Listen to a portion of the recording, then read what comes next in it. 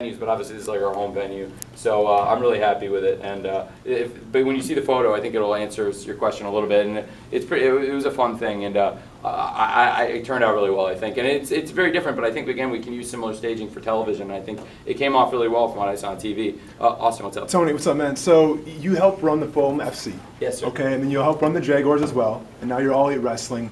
In terms of contracts, what's the easiest negotiations to do? Is it soccer, football, or wrestling? Well, I don't do the Jaguars. What's the hardest? I'm not the GM of the Jags. But I know, like Dave and Tom. But you're still around that atmosphere. Sure, I'm firsthand. The only ones I do are the undrafted free agents, which I have a pretty good track record. So like due to contracts, which is the easiest to deal with? Which is the hardest to deal with? I don't know what the hardest I would say. I mean, honestly, this was like a really unique thing because like it's like a Wild West market, right? Because it's you're pulling wrestlers from like all over the world, and that's kind of like English football too. You're pulling people from all over the world. It's very challenging. I would say that English football, like getting people and doing it, is very challenging because people start very young. You're taking players that can be teenagers. I mean, we've played multiple players in games in high level at 16 years old, not just one, but multiple players that are really good. And so it's really challenging capturing that. I think it's a really good question.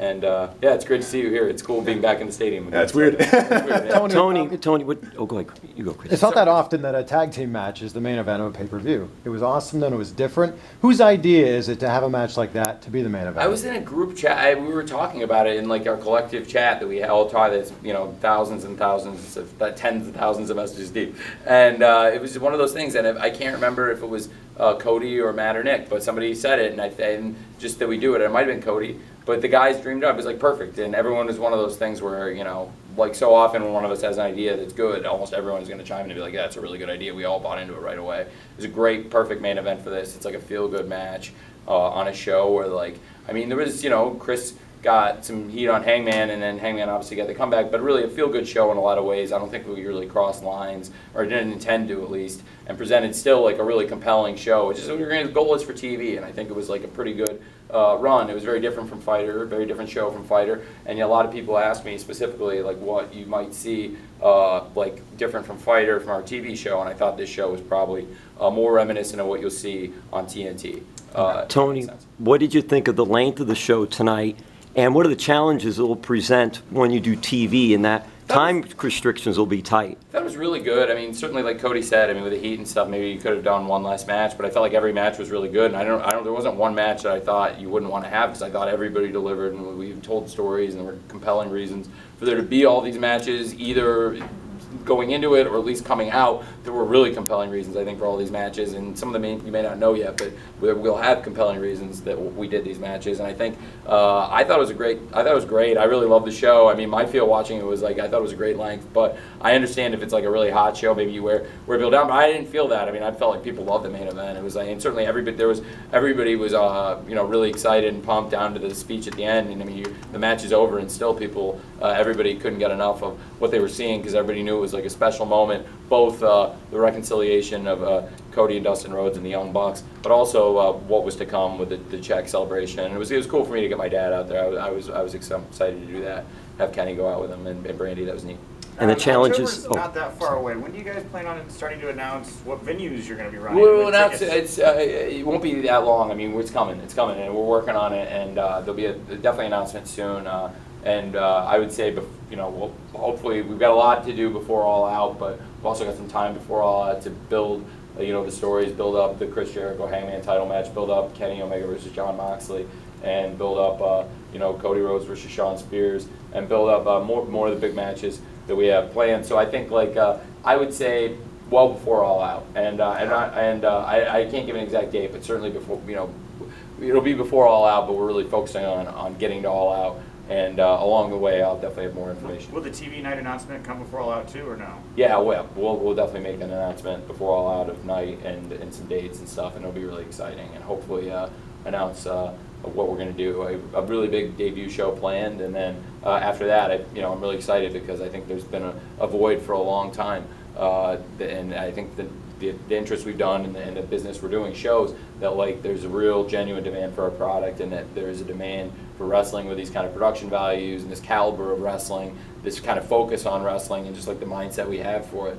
And it's pretty cool. I think people questioned if there was enough audience to sustain a major league, high production value, second wrestling company nationally, weekly. I think like we've shown there is. I don't think there's any question now. And we made a big gamble, and I think it's going to pay off. So, but closer to All Out, I think you'll see more, which will be really exciting given what All Out represents historically and where we'll be going back to. Tony, I was at JR's show last night. He was talking about how he was at the production meeting for the show tonight, and he was saying like how it's so refreshing in regards to it being like it was only like under an hour. That's all we did is talk about like how it went and how quick it was, and but people knew what they were doing and everything like that. Talk about a little bit how it's been having JR as a senior advisor, as well as just like the process and how like cohesive it's been. It's very reassuring. I mean, Jim adds a lot of value. As the voice of, first of all, like first and foremost, the voice of wrestling, and how can you add more to the product than having the voice of wrestling as the announcer? And the announcing, when it's done well, can add so much to the product, and when it's not done well,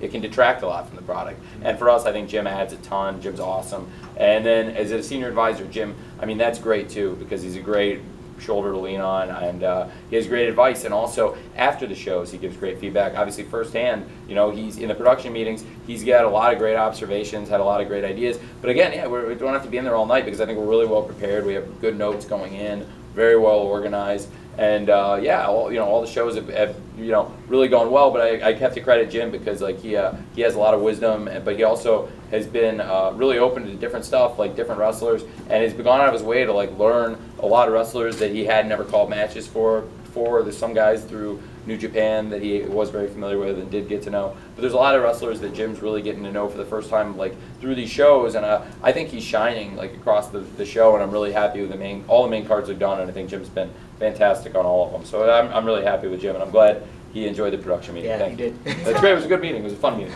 Tony, how? Again, he's yeah. the early bedtime. I guess. Are you ever going to come to St. Louis for the Enterprise Center? I love St. Louis. I would love to come to St. Louis. I grew up not that far from St. Louis in Champaign, Illinois. So most people in Champaign, Illinois are either a Cubs fan or a Cardinals fan, and there's some White Sox fans. So I'm not that far from St. Louis. It's a great town for sports, and it's definitely possible. I'd like to get there for sure. There's a great history of wrestling in St. Louis. Do you know about it? Do you know who Sam Mushnick is? No. That's a guy. You should read it. Someday with one of these pressers, I'll take you and teach you about Sam Mushnick. All right, it'll be fun. St. Louis is a great wrestling town. Absolutely, would love to do that. Thanks for asking. Tony, how are you preparing for TV, and what's it going to be like during football season when you have the Jacksonville Jaguars playing, and you also have AEW It will not be competing with NFL. Will not be on a night where we'll ever have a game, which is great, and it will also not be on Mondays, which is a really big day for me in the NFL for preparation. Like I work, it's funny because Austin played on defense literally for the Jaguars. So our former defensive coordinator was actually Austin's position coach at the time, Todd Wash, is a defensive coordinator now, and I meet with him on a regular basis every week.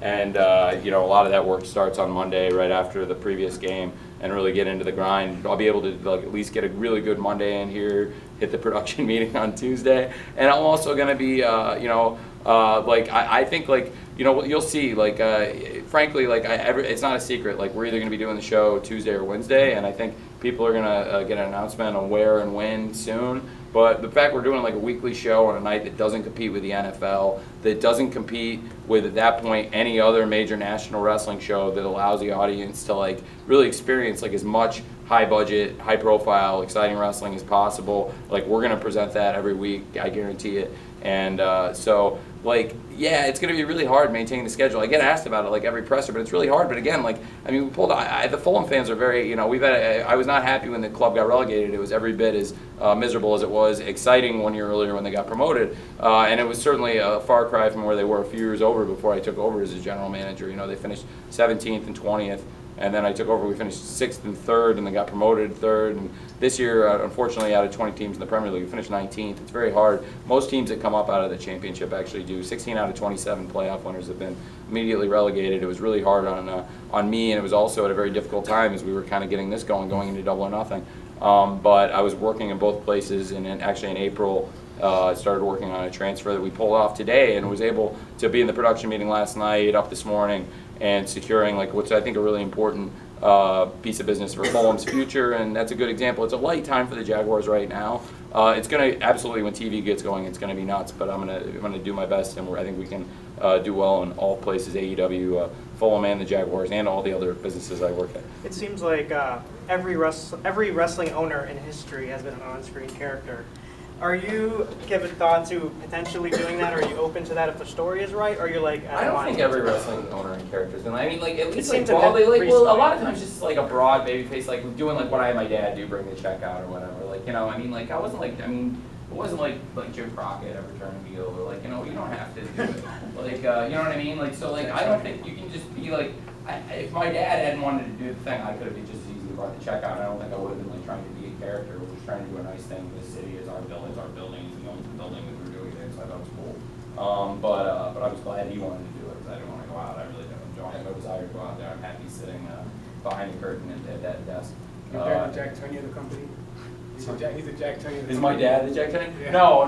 We don't have, and we don't need to have. I don't think we need to have that. And I think booked by committee, and I think that's good enough to know. And I don't think any like one person's agenda. I don't think it should ever be like a distracting thing. And I think we'll go out of our way not to make it ever feel like there's like an overpowering authority figure because I think it's common sense, good wrestling. We'll do things that make sense by committee. And we have like not just the EVPs and stuff, but I think for like people involved in matches, we have a great team of coaches. We have Billy Gunn, we have Dean Malenko, we have Jerry Lynn, and like Billy Gunn, Dean Malenko, Jerry Lynn, those are guys on a championship committee, guys that like can be involved, and like and you could see that. But there's a lot of great voices in the room that offer a lot, and so yeah. But I it's a good question. You've jumped into pro wrestling. Vince McMahon is jumping into football. What do you think of the XFL? I don't want to comment. I don't want to comment on other football leagues. I love the NFL. I love working in the NFL. It's been amazing. I've been here over 7 years, and since the beginning of 2012, since in Austin, right when Austin got into the league, actually, the previous owners actually drafted Austin, and Austin was there right when we took over for a couple years. And I love being here. It's a great experience for me. I don't think there's any other league in the world that competes with the National Football League in football. And but I love football. I love college football, and I love other leagues. So if there is another football league, like I will be following it. I will be scouting the players. I'll try. So but yeah, that's about it. I don't really want to comment on other leagues particularly. I wouldn't give you like a big rundown on the CFL. Either or any other league, and I'm not just to single those out, but any of the other many professional football leagues other than the NFL. Tony, how excited are you to go back to Chicago for All Out now? Because one would assume you're at All In last year. I was there, and All In was a big reason I think why All Elite Wrestling came to fruition. I mean, to be honest, I conceived the idea of All Elite Wrestling and the idea, like I say, if you look at this, in July, it was over a year before we did the show. I had actually like put a layout together of like what I thought Daly's Place could look like, how you could dress it up. And this episode of South Park, I think it was called WTF, the World Takedown Federation, right? So yeah, I mean, I've been thinking about it for a really long time, and I think that, the success of All In just maybe really reinforced what I already believed to be true, that there was a market for this, and that there was an opportunity, and that with the right network partner, the right media partner, it could be done, and not just the right media partners domestically. We have the best media partner you could ever ask for domestically with Warner Media, TNT, VR Live, but also, I mean, the history of wrestling there is great, but what we have going on with ITV, and I'd like to continue that partnership, hopefully, and I think there's a really good opportunity from everything we've been talking about there, which has been another benefit of spending a lot of time in London, I think. They have a great history of wrestling as well, and I think we have a great relationship, and I think that can continue too. So, again, ITV in England has one of the richest histories in wrestling. TNT in America has one of the richest histories, and I think other countries too that have a good history of wrestling on TV, you'll see us getting really good media partners. And again, so a long time out, I kind of saw this coming. But certainly I was at All In. I'm a friend of the family's. Cody was here with his mom. I was sitting with her, and I was sitting with the Massies, and just kind of laying low with friends of the family and enjoying the show. But I absolutely, it means a lot to go back, and it's cool because it's like a home and home. I mean, with the 3 shows, it's pretty cool because Daytona's right down the road, and then we're here, and then I am from Champaign, Illinois. I'm from Illinois, and like so many countless of my friends from home are from Hoffman Estates, Schaumburg. So my college roommate lives like 15 minutes from the Sears Center. I stayed at his house with his baby last year, and so no, I really I appreciate you asking. So it's another home after this. It's another homecoming. For me. A little follow-up question, Yeah, Tony. sure. I'm not sure if you can really answer the question yet, but when you're talking about going to TNT, when you get more pay-per-views, how is that model going to work? It's hard. It's a really complex question. I think I have an idea, and I don't want to roll anything out, and I don't want to put the cart before the horse. But it's a good question. There will be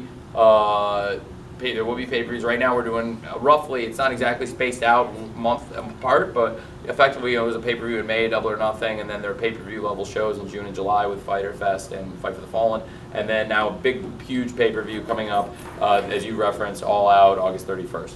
And so, that's one per each month. And I think that's a good rhythm, but I think we have shows like Double or Nothing and All Out that are at the very highest level, and you'll see with All Out, Double or Nothing, I think, set the bar really high. And I was really, a lot of you guys were there. I think most of you guys were, and it set the bar very high, and it was, I think, a really critically acclaimed wrestling pay-per-view. That was also a very commercially successful pay-per-view, and also established a lot of things, like right out of the gate, that I find really interesting. Because, look, when I got into this, one of the things I was hoping is that, in the market for a second wrestling company, that there was enough of there, and that we had enough, that we had a chance to basically pick up where WCW left off. I was really hoping we could pick up where WCW left off, and I would have been really happy to pick up doing maybe a little better, but numbers like they were doing when they ended off. And I figured, well, if we can just get back to when WCW ended, we could pick up and do what a great thing this would be for wrestling. The fact is, the numbers we did on pay-per-view, over 100,000 pay-per-view buys, I don't think any WCW show did that in the last 8 months of the company after Hulk Hogan walked out. They never did. So after Hulk Hogan walked out, they never did 100,000 buys the last 8 months they were in business. So we're not just, and on pay-per-views, we're not just to where they were at the end, we're to where they were well before the end. And then when you look at live attendance, I don't think there was a WCW show that did 10,000 after Spring Stampede. Some were doing 4. At the United Center?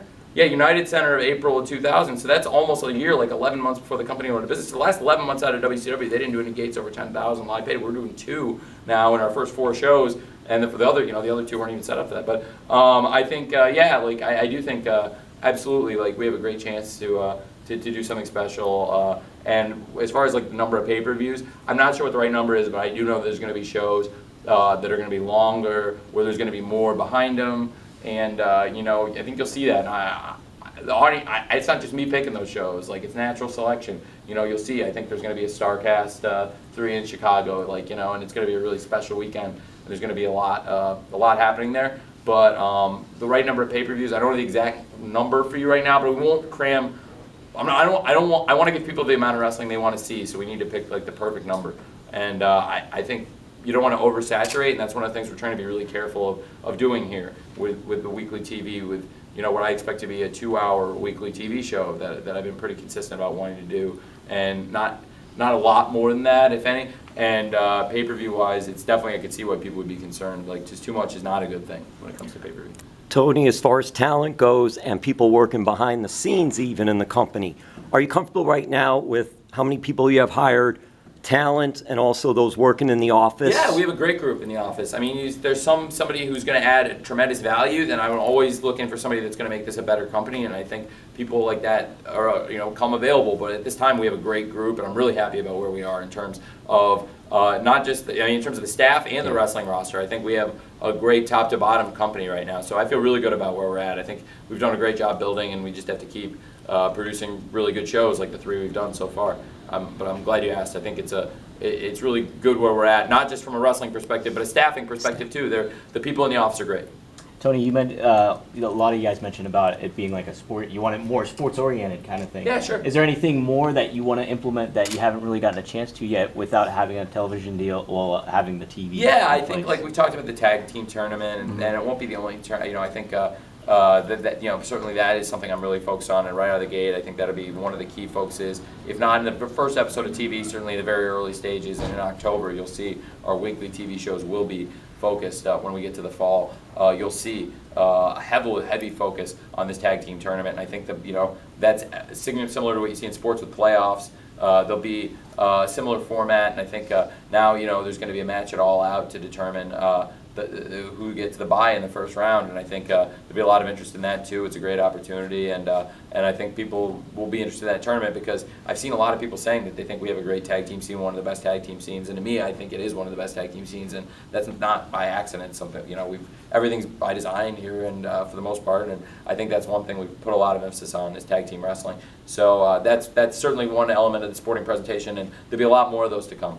Cool. Is there you guys have One last question. So there's a lot of fans here that come to these shows that are just not happy with the other product, but there's a lot of I know a couple guys that are watching that haven't watched wrestling in years. Yeah. So how many of those fans make up the buys and the attendance, all of that? I Do you think have like with the we've seen analytics? there's some stuff that's been publicly available. I think we've definitely, as I've talked about the lapsed fan, we've definitely, I think, woken up some old lapsed fans, people that hadn't watched wrestling in a long time. To your point, and I'm not surprised to hear you say that. I mean, the data is really positive because it's not. There's like towns where wrestling's been strong that aren't necessarily the biggest towns, but we're doing really well in those towns. But we're also doing really well in just the biggest towns. I mean, in all the biggest markets, they're not just. We did big numbers because they're big towns, but we also did above average per viewer in all the biggest markets, you name them.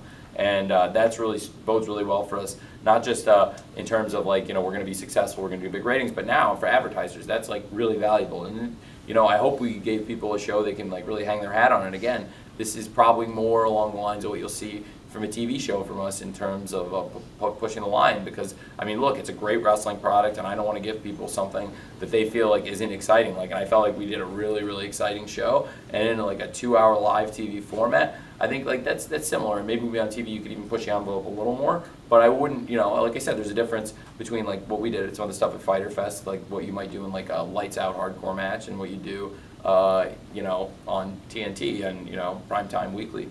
So it's a good question for sure. What's up? No. Anything? Good, Seemed like you looked like you had something. Chris is always ready. Chris is always ready. Ready to go, Chris. Yeah, Just one last thing, because when I walked across the way here, I saw a stadium, and it was an empty stadium, but I was thinking in my head, what would happen if an AEW event happened in Jacksonville at this big stadium? Do you have long-term goals where this is what I want this company? Yeah, it would be amazing. I think there would be Jacksonville's a great place to visit, and I think people would. There's a great number of people in Jacksonville. There's a lot of fans and a lot of local people tonight. But I imagine if we did that, we'd be accommodating a lot of people, because it's no secret that our shows and All In beforehand would do a lot of fly-in business. And a lot of people fly from all over the world to see our shows, and I think it would be really cool to bring a lot of outside people to Jacksonville and have a mix of the local people who really love AEW and the Jaguars and what we do here at TIAA Bank Stadium and Daly's Place. But I also think it would be awesome, to have all those people kind of come here and see it and want to come back more. So yeah, I would love it. I would like to it's more likely we'll probably do another show in Daly's Place before we use the stadium. But yeah. It's a great venue for sure, and I love it would be very nice for me, and it would mean a lot to me if we could do it.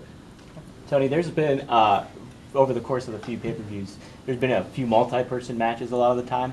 Is that in regards to just trying to showcase a lot of the talent more so, and you want to get a lot of the storytelling and through that regard to get people on the show? It's a mix, and also Yeah. I think you can also like you just said, you build a lot of stories. Alone, if you look at the 6-man tag with Joey Janela and Darby Allin and Jimmy Havoc and versus MJF, Shawn Spears, and Sammy Guevara, there's so many different combinations of things. I want to see a Joey Janela Sammy Guevara match from the Death Valley driver on the apron. You can replay that clip, and that's a match intro right there on a show, and that's a match I want to see. Just out of that sixer, and it's not. There's so many others, not just on the teams, the guys against each other, but within the teams and what's going on. And I think there's a bunch of issues in that one, and so with all the multi-person matches, yeah, it is by design. You'd like to feature a lot of people, but also it creates the ability when we're going into TV, we have a lot of different situations that are live, interesting deals that we can go back to. And I think there's a lot of issues right now that are unresolved, which is awesome. And the more unresolved issues we have, the more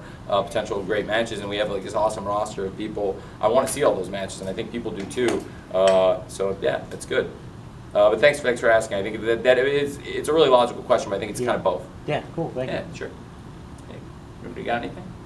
That's great. Well, I really enjoyed it. I'm glad you guys, thanks for taking the time. I know it's really late, and thank you. And I'm glad, I think we got AJ to go to bed, right? Yeah, I think you might. That's why I wanted to get his questions out of the way. Gotta get that Good. pineapple pizza in, buddy. Hey, That's great, man. That's great. Well, if it comes to All Out, they can take him to like the bowling thing after, and he can go get like a pizza and stuff. That's great. That's fun. Well, thank you guys. I really appreciate y'all being here. Hopefully, I'll see you all at All Out and TV shows, and hopefully, I have more announcements for you guys before All Out. If I see you guys, I think we're going out to LA for the Television Critics Awards, like around, I think it's July 24th. So there'll be some stuff out there. So maybe I'll see some of you guys out there, and hopefully we'll have some good stuff to announce by then. And definitely see you guys August 31st. I can't thank you enough for coming. I really appreciate it, guys. Thank you. Thank you, Tony. Appreciate it. Stop doing it.